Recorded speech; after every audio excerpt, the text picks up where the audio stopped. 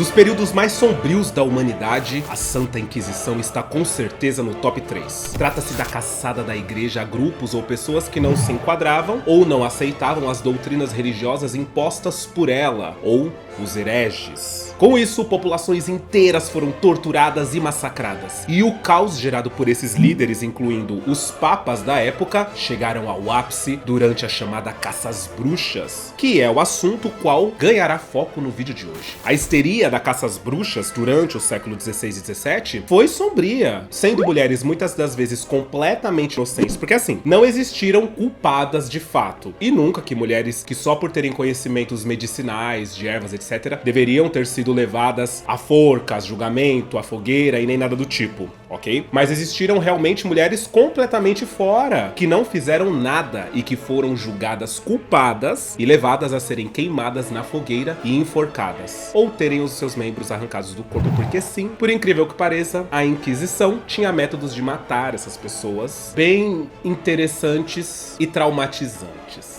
para que os sobreviventes entendessem o que lhes aguardavam se eles desafiassem a igreja naquela época. O mais louco dessa história toda é que as acusações, na maioria das vezes, elas não apresentavam provas coerentes, apenas achismos, e ainda assim as execuções eram feitas. Meu Deus.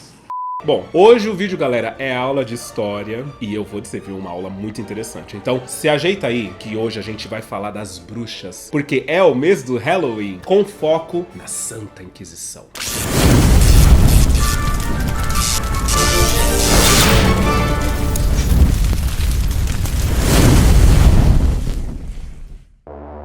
E só para constar como informação, todas as imagens utilizadas nesse vídeo são geradas por inteligência artificial por mim mesmo, ok? Então foi eu mesmo quem gerei essas imagens, porque eu não queria ter problemas de nada. Show! Então bora. Bom, a Inquisição foi basicamente uma instituição criada pela Igreja Católica Romana, na época, posteriormente usada por algumas autoridades civis para poder caçar hereges. E o que é um herege? É uma pessoa que não segue as doutrinas e crenças religiosas impostas pela Igreja Católica Romana. Porque o que acontece? Antes do lance todo da Bíblia e Jesus e Deus, Apocalipse, etc e tal, as pessoas já cultuavam deuses, já existiam deuses aqui na Terra que eram louvados, digamos assim. Então existia um deus da caça, a própria, bom, todo mundo já ouviu falar no Monte Olimpo, onde existe Zeus, Poseidon, existe um deus para cada aspecto do mundo. E sim, principalmente na Europa, eles faziam grandes rituais e festivais para que eles tivessem um bom ano de colheita, para que eles passassem pelo frio tranquilamente. Então eles faziam sacrifícios de animais e dançavam e louvavam esses deuses para que os abençoassem. Porém, depois da imposição da Igreja Católica Romana na Europa, esses grupos foram caçados porque assim, não pode. Você não pode cultuar um deus ou dois deuses ou qualquer deus que não seja o da Igreja Católica Romana.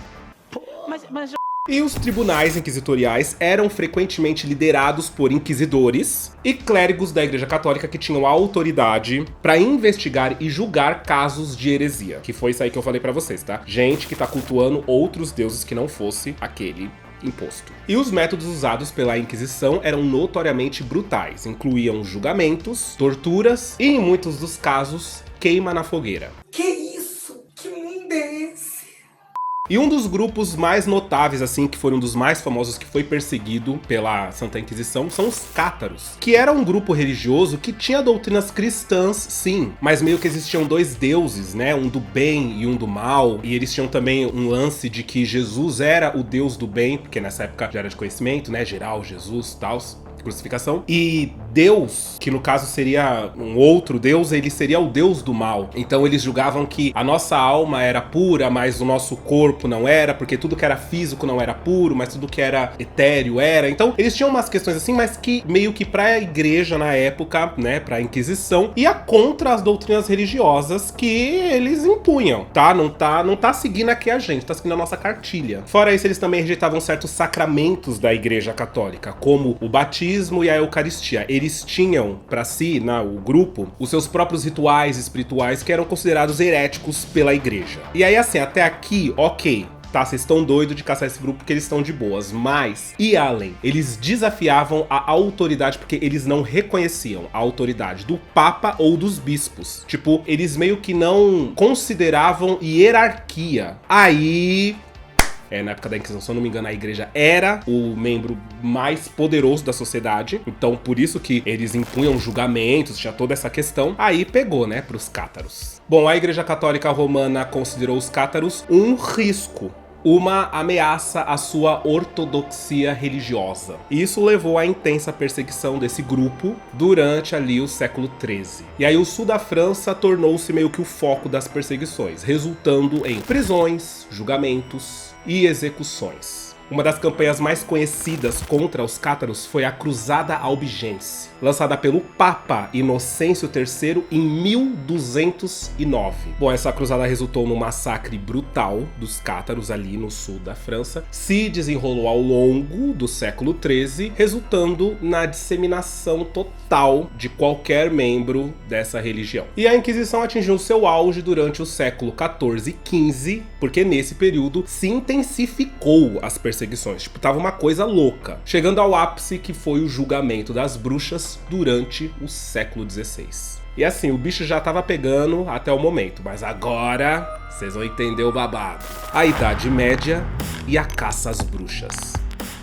Bom, na Idade Média, muitas mulheres que possuíam conhecimentos medicinais, de ervas, etc., foram consideradas hereges pela Igreja Católica. Isso porque para eles, olha que loucura, elas desafiavam as leis e o querer divino, elas desafiavam meio que as ordens de Deus. Porque se de repente uma pessoa aparecesse doente, com febre ou algo do tipo, e de repente uma mulher fosse lá, falasse assim, cara, se você tomar um pouquinho dessa planta, né, com essa erva, fazer um chá e tal, em 3 dias você tá ótimo. Ou com um ferimento aberto que pudesse estar ali infeccionado, algo do tipo, ela pegasse algumas plantas, colocasse, limpasse e curasse aquilo, a igreja considerava que ela estava indo contra a vontade de Deus. Porque se fosse da vontade de Deus, aquele ferimento seria curado. Ela não poderia interferir nisso. Olha a cabecinha do ser humano é babado, né? Assim, muitas mulheres foram perseguidas e acusadas de bruxaria por causa dessas crenças e culturas. Quer dizer, por que é cultural? Porque óbvio que isso vem de antes, isso vem de ancestrais delas, sabe? Do conhecimento de pessoas que durante a sua vida toda conheceram plantas e árvores e raízes e coisas do tipo. Quer dizer, hoje em dia a gente tem pleno conhecimento de tudo isso, né? Hoje em dia a gente toma chá de camomila pra ficar calmo. Naquela época, a pessoa tá muito nervosa, não tá conseguindo se controlar, meu Deus, a colheita esse ano vai ser babado. A mulher foi lá, fez um chazinho de camomila, opa, bruxa! Bruxa você, né? Fora isso, qualquer comportamento incomum naquela época poderia também ser considerado traços de bruxaria. E assim, a gente vai chegar num foco onde um cara, ele escreveu um manual pra que você reconheça uma bruxa, tá? Mas assim, se a mulher, ela se vestisse de uma maneira diferente... Nossa, que engraçado. Isso já era um indicativo de bruxaria. Fora isso, se a mulher tivesse uma idade avançada e não fosse casada, também... Opa, querida, bruxa não. Além disso, se ela vivesse muito que bem sozinha e não frequentasse a igreja regularmente ali, ó, cravado, pode investigar, deve ser bruxa. Ou seja, as mulheres meio que nessa época não tinham paz, basicamente. Tenho pra mim que esse movimento, ele foi pra suprimir mesmo o lance das pessoas pensarem diferente do que era imposto. Porque eles não queriam que ninguém pensasse fora da caixinha. Então, qualquer um que pensasse fora da caixinha, pensasse diferente, interpretei de uma outra maneira isso aqui, bruxaria, vamos queimar. Que aí servia de bode expiatório, entendeu? O grande lance é que, num panorama geral, não era pra ter ideia diferente, não era pra ir contra o que já estava imposto e colocado, e é assim que é. É um pio que eu não quero mais ouvir, e eu tô falando sério.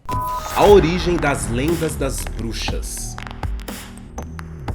As lendas que cercam as bruxas, como o lance dos gatos pretos, as vassouras e tal, elas têm raízes muito mais profundas do que a galera imagina. No entanto, certas mulheres confessavam práticas chocantes sob tortura, porque esse era um dos métodos deles de tirar a verdade da pessoa. Só que eles torturavam até que a pessoa não dissesse a verdade, mas dissesse o que eles queriam ouvir. Então aí tinha as mulheres que diziam que beijavam o ânus dos gatos pretos, ou faziam coisas com as vassouras, coisas desse tipo, que era o que eles queriam ouvir. E aí essas confissões serviam para identificar bruxas com base em um manual projetado para caçá-las. Então elas confessavam, olhavam no manual e falavam, realmente, olha só que coisa, né? E nessa época, este livro ganhou popularidade ao lado da Bíblia. Publicado em 1487, o Malleus Maleficarum, ou o Martelo das Bruxas, foi um manual que intensificou significativamente a caça às bruxas nesse período.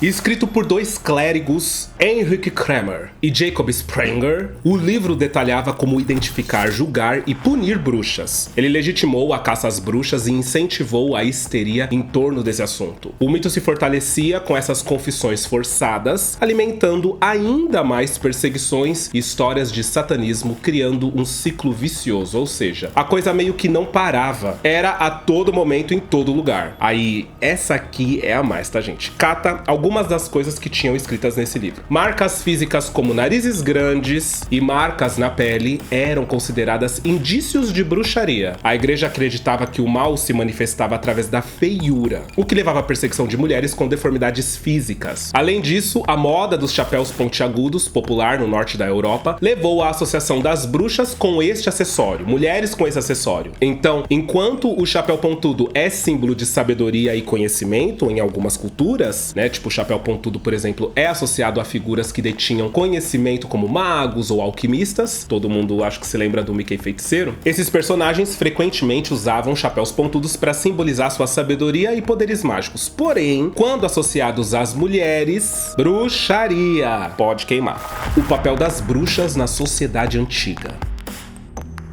As mulheres acusadas de bruxaria, galera, desempenhavam papéis essenciais nas comunidades rurais, ali ao qual elas pertenciam. Muitas delas, várias, eram parteiras, curandeiras e conselheiras das famílias. Essas práticas ajudavam a manter a vida e a tradição ao longo das novas gerações. As vassouras, por exemplo, frequentemente associadas às bruxas, eram usadas em antigos rituais celtas, onde as sacerdotisas cavalgavam em pedaços de pau em uma representação erótica de fertilidade, estimulando o crescimento das plantas. Então, é aquilo que eu falei pra vocês. Antes do lance da Igreja Católica Romana se impor, já existiam deuses e culturas e coisas do tipo. Então, rituais celtas, por exemplo, são muito comuns. O pessoal conhece. Hoje o pessoal tem um termo de rituais a deuses pagões, que na verdade não vem a ser esse deus imposto pela Igreja Católica Romana. Então, tem toda uma questão. E aí a gente se ateia ao próximo tópico: cristianismo e paganismo.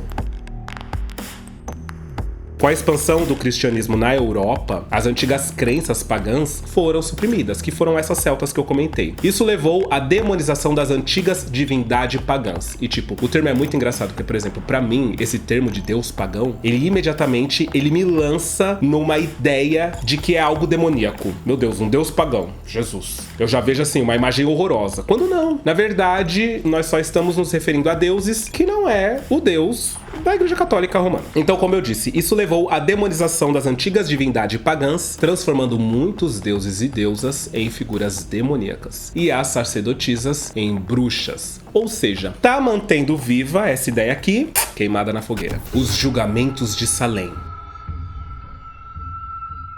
Os famosos julgamentos de Salem, ocorridos entre 1693 e 1694, levaram à condenação e execução de 19 pessoas, incluindo 30 bruxas. Esse episódio contribuiu para o controle masculino sobre as mulheres, perpetuando o machismo e a misoginia ao longo da história. Porque meio que ser um homem nessa época te garantia várias coisas, principalmente durante a caça às bruxas, porque... É você, Satanás.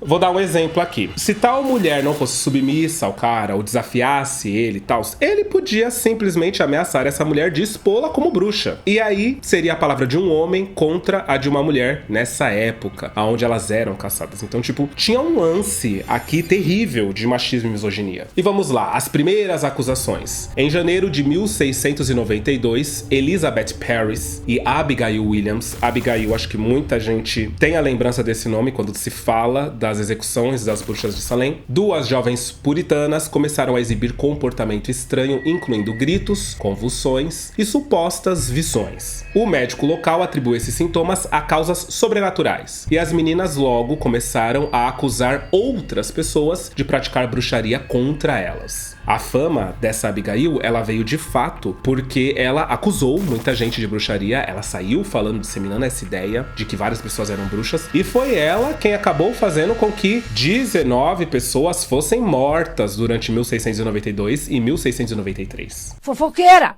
O lance é que depois de 1692, a Abigail Williams, ela desapareceu dos registros escritos, o que torna impossível para os historiadores saber mais sobre a vida dela depois dos julgamentos. Ai, que menina, gente, fala sério. Eu gostaria de não comentar sobre isso. Bom, voltando, as acusações de bruxaria se espalharam rapidamente por Salem e pelas cidades vizinhas. Um tribunal especial foi criado para julgar os casos de bruxaria, liderado pelo juiz William Stoughton. Em junho de 1692, Bridget Bishop tornou-se a primeira pessoa a ser enforcada como resultado desses julgamentos. Como eu comentei, ao todo 19 pessoas foram enforcadas. Uma delas foi apedrejada até a morte e várias outras morreram na prisão enquanto aguardavam julgamento. Já em outubro de 1692, o governador William Phelps dissolveu o Tribunal Especial das Bruxas e libertou os prisioneiros restantes que ainda estavam vivos. Finalmente! Os julgamentos perderam popularidade à medida que as pessoas influentes das comunidades foram acusadas de bruxaria. Ou seja, quando o bicho pegou pro lado das pessoas que eram mais queridas e inteligentes e de fato tinham muita influência ali no lugar, na comunidade, sabedoria, etc. Aí eles falaram, peraí, tem alguma coisa errada. Porque aí de fato, se essa pessoa tão da hora e que tem tanta influência aqui for bruxo ou bruxa, então tem alguma coisa errada aqui em demonizar essa figura, né? E um detalhe que eu tenho comentar com vocês é uma coisa assim que era o que mais me indignava, que é o que mais me indigna. Em algumas áreas, disputas locais por terrenos ou ressentimentos pessoais poderiam ter levado a acusações de bruxaria como forma de vingança, tá? Então a galera, eles ficavam nervosos. Ah, porque eu quero aquele terreno ali. Ah, mas aí a gente tem que disseminar essa família aí. Vamos acusar eles de bruxaria. Ele tá encobrindo a esposa, tá encobrindo a filha, a bruxa. Ah, vai ser babado. Gente, fala sério. Fala sério. Sem paciência, não quero nem... Não tô querendo, não. Nem fala, nem olha pra mim. As acusações não tinham fundamento. Vocês entendem isso? Tipo, eu vou comentar de novo. Elas confessavam sobre tortura. Então, tipo assim, elas estavam sendo torturadas até quase morrerem. E aí, no final, quando elas falavam, cara, se eu não falar, eu vou morrer. Tá bom, eu sou bruxa. Então, assim, era terrível. Ser acusada de bruxaria nessa época era, tipo, complicado. Então você vê aqui o machismo e a misoginia. Conclusão, galera. Por isso eu também gosto muito de filmes como Jovens Bruxas, como Da Magia Sedução. E Da Magia Sedução mais do que nunca, né? Porque Da Magia Sedução vem desse lance do julgamento, começa com um julgamento em um lugar que eu não sei se é Salem, agora eu não consigo me lembrar direito, mas é um julgamento, é uma mulher que está sendo posta ali pra ser enforcada, porque ela transou com alguns homens casados ali da comunidade. E depois disso, a maioria das magias feitas pela Sally Owens, interpretada pela Sandra Bullock, é de fato com plantas e raízes e coisas do mundo mesmo, assim. Não existe essa magia fantasiosa, né? Essa magia Disney. Não existe nesse filme. É uma coisa bem real. É muito legal esse filme. Inclusive, vocês sabem que ele vai vir aqui pro Assiste Comigo, né?